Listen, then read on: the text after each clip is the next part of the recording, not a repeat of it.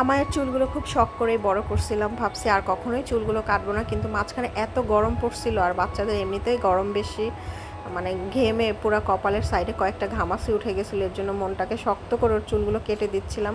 আর চুল কাটতে নিয়ে গিয়ে এর কি কান্না, আমিও মানে আমারও খুব খারাপ লাগতেছিল, কিন্তু ওকে বুঝতে দিচ্ছিলাম না, আমি চাচ্ছিলাম না ওর চুল কখনোই কাটবো, ভাবছি এবার চুল বড় রেখে দিব, কিন্তু কিছু করার ছিল না, গরমের জন্য চুল কাটতেই হয়েছে। আর চুল কাটার 2 দিন পর থেকেই বৃষ্টি, এটা সব থেকে বেশি খারাপ লাগছিল।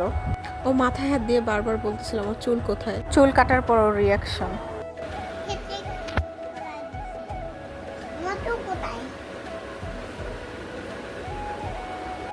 ও কোনোভাবেই ওর চুলের কথা ভুলতেছিল না, তাই ওর মামা ওকে বাসার নিচে যে ওর সাথে খেলা করতেছিল যাতে ওর চুলের কথাটা ভুলে যায়।